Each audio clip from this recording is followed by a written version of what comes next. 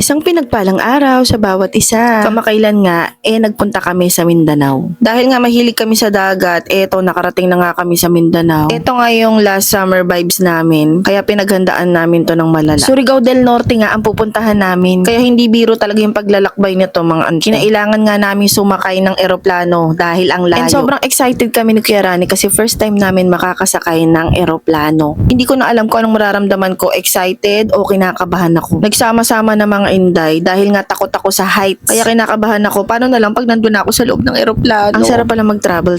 Ang ganda dito sa airport. Marami kang makikitang iba't ibang tao. Karamihan dito mga foreigner, mga afamte. Feeling ko papunta rin sila sa Siargao. Syempre dito, emote-emote tayo mga inday. So dito nga pala ang pinakahihintay namin. Papasok na kami ng eroplano dyan mga day. Ito na talaga yung kinakatakutan ko. Mukha lang akong relax dito pero ang totoo talaga ay kinakabahan na ako dyan. Dahil sa first time nga ng tendera ninyo, kabang-kaba siya. Syempre, dream come true yan. Hindi ko akalain yung nakikita akong eroplano sa daan, sa langit, makakasakay ako dahil. At sobrang na-amaze ako. Sobrang laki pala ng eroplano sa personal. Tapos kung makikita mo siya sa langit, no, ang liit-liit niya, grabe, ganun siya kataas, lumipad. So dito nga, pa-departure na kami, paakyat na kami sa eroplano. So kabang-kaba talaga ako dito nang wala akong iniisip na iba dito, kundi ano kayang feeling pag nasa loob na Best ako. Experience talaga to mga inday. Buti na lang kamo, magkakatabi kaming apat. Nga pala, 6 kami dito, kasama yung kapatid ko, kaya lang silang dalawa, nahiwalay sila ng eroplano. Hindi namin alam kung bakit, pero nauna na silang lumipad, kaya 4 na lang kami dyan mga At buti na lang talaga magkatabi kami ni Kuya Rani sa upuan. Kasi nga, hindi ka naman pwedeng mamili ng upuan dito mga day. Kung ano yung binigay na seat number sa'yo, yun ang susundin mo. So ito na nga, hinahanap na nga namin yung upuan namin dito ni Kuya Rani, at buti na lang nasa window Siyempre, siya. Day, para mapicturean, mabidyohan natin kung ano nangyayari sa baba. At kung anong meron sa alapaap.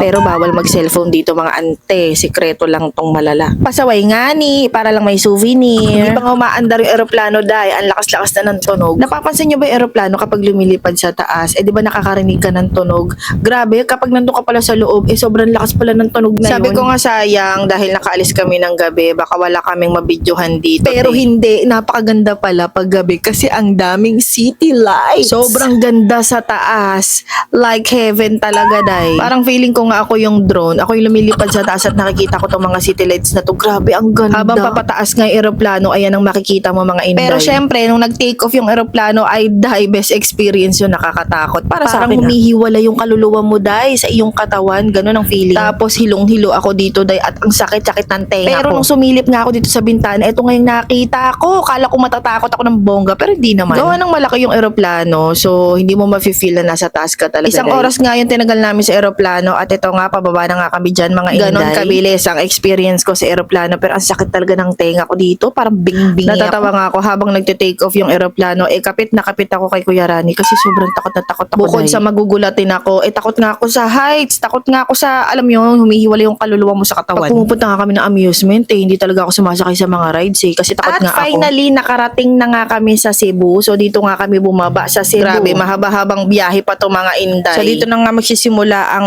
aming escapade. Pagkatapos nga namin mag-eroplano, sumakay na nga kami ng Grab. So ito nga, papunta ng pier. Opo, you heard it right. Magbabarko kami mga day. O diba, nag-eroplano na kami, magbabarko pa kami. So ito nga yung pier dito sa Cebu. Ang ganda dito day, sobrang lamig. Ang lalaki pa ng electric fan. Nakikita ceiling fan pala mga inday. Grabe talaga dito day, ang ganda. At dahil nga gusto naming makarating sa Surigao City ng mabilis, kaya gumamit kami ng Ocean Jet. Sumakay pala kami ng Ocean Jet. Ito yung pinakamabilis na barko dito sa Cebu. Pag dito ka sumakay mga inday, medyo may kamahalan talaga. Kapag malaking barko kasi yung pinili mo, overnight pa. Pero kapag ito, mga 5 hours lang, 6 hours gano'n, nasa Surigao City ka na. So ganun kabilis. Dahil nga matagal na rin ako hindi nakasakay sa barko. So bata pa ako noon, kaya excited ako. Buti nga hindi ako dito nahilo. Pero ang sarap dito, ang lamig-lamig kasi air condition. So ayan, ang setup nila, parang nakasakay ka lang din sa eroplano, ganun. Hindi mo nararamdaman na mabilis talaga yung barko. Kaya dahil komportable nga kami, ayun, nakatulog ang inday. So dito talaga kami nakapagpahinga ng malala kasi nga malamig siya, masarap, and nakikita mo yung dagat. Pero sa totoo lang, napakahaba talaga ng biyahe namin, mga day. Imagine mo, galing ka sa Luzon, pupunta ka ng Mindanao, ay nako te, ginusto mo yan, ginusto mong gumala-gala, ayan, nakarating ka tuloy sa Mindanao. Pero sinasabi ko sa inyo, sobrang worth it, ang ganda ng experience ko na to. So ito na nga, no, pababa na nga kami dyan ng Surigao City. Mga tanghali kami nakarating dyan sa Surigao City, kaya nag-lunch muna kami dyan pagbaba namin. Ang ganda dito sa Surigao City, para ka lang nasa Manila, gano'n na sila ka-civilized. Buti na lang talaga nakatulog ako dun sa Ocean Jet. Kaya kahit papano, may energy ang tindera ninyo. Biglang ako nag-relapse, natatandaan Natatandaan ko kasi nung bata ako, pabalik-balik kami din sa Mindanao. Dahil yung nanay ko nga nakatira sa Cagayan de Oro. So lagi kami sumasakay ng vapor. As in yung malaking barko talaga yan. Parang so nakakatuwa lang sa edad kong ito, ayun, nakasakay ulit tayo ng barko. So dito nga, palabas na nga kami ng pier dito dahil nandito na kami sa Surigao City. So kakain muna kami dito dahil sobrang gutom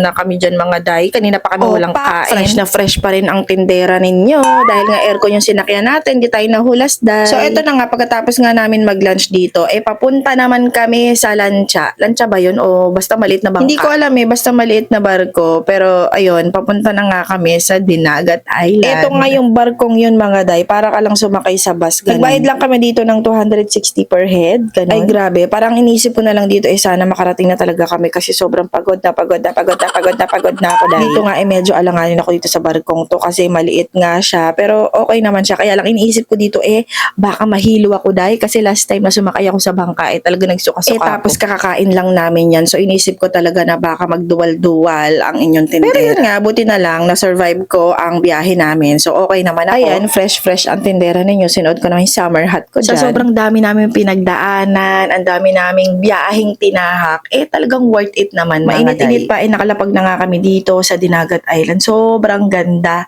ng Dinagat Island. Para bang pumunta ka sa tahimik na lugar, ganun. Kasi sobrang ganda dito. Makikita mo lang yung tanawin. Mapapa-thank you Lord ka talaga. Sobrang ganda. So akala nyo, eto na yung last. There's more mga day. Meron pa kami sasakyan. Eto na nga yung maliit na bangka. Grabe diba? Wala na kaming ibang ginawa kundi mag-travel, sakay. So ganun. Dito nga sinundo nga kami ng maliit na bangka. Ayan. Dalawang bangka. Ayan na yung last stop natin.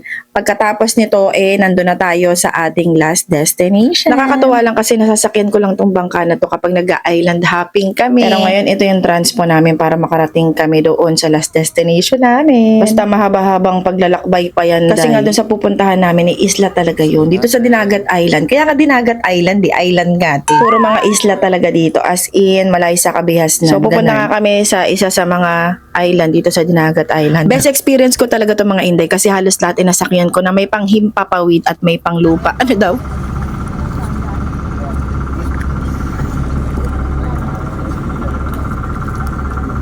Sige, pabayaan mo nang magmasaya kaya magpalit ka naman.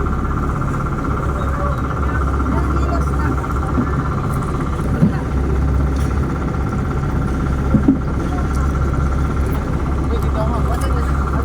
Yung bag mo yung ano. Huwag ka muna hanap.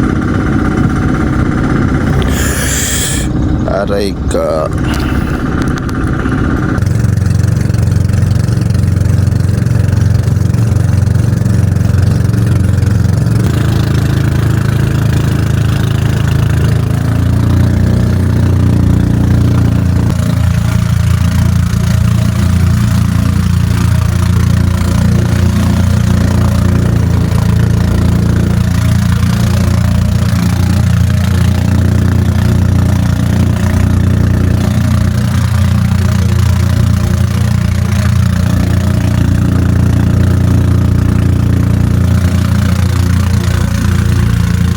So at last nga mga Inday, nakarating na nga kami finally. So dito nga, yan sa Dinagat Island. Ay grabe, sobrang hospitable na mga tao dito. As in, welcome talaga kami ng bonggang-bongga. So yun nga, marami pang kaganapan dito. Ito muna yung part 1. So kasi sobrang haba mga day, hindi ko na kayang edit pa day. Basta ito ang simula. Ito ang simula ng aming vacation dito sa Surigao del Norte, Dinagat Island. Salamat sa panonood. Bye!